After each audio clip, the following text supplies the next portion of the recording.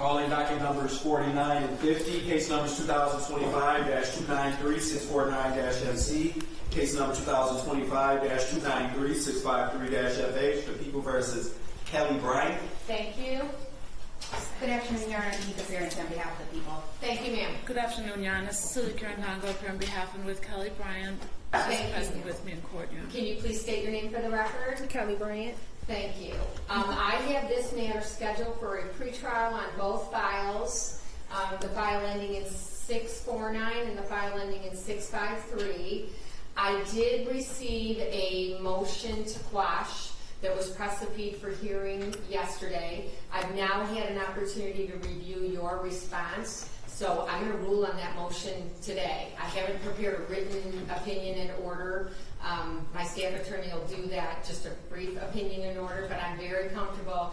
I've had an opportunity to review your motion in brief, your response motion and brief, and more importantly for today's decision-making, the transcript that was attached. I had an opportunity to review the entirety of the transcript. So I am respectfully going to be preparing a written opinion denying the defendant's motion to quash.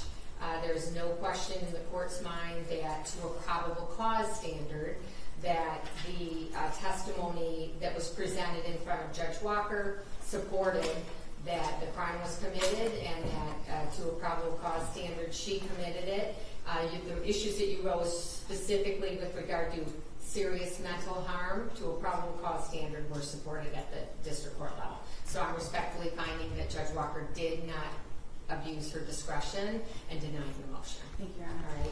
All right. Anything that can happen, that's kind of a shift, so you weren't expecting Correct. necessarily a ruling. I've been checking the ROA literally up until right now. So in terms of a meaningful pretrial, I'm assuming you've had at least some conversations. If it goes this way then, or if it goes Not that really, way. Your Honor. No, Your Honor. Okay. Intention to do that? Yes. Okay.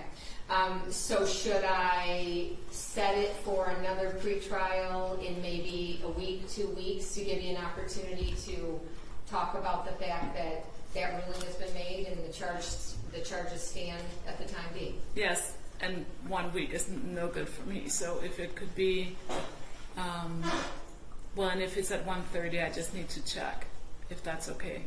I think it makes the most sense to conduct this at 1:30. I think it makes the most sense.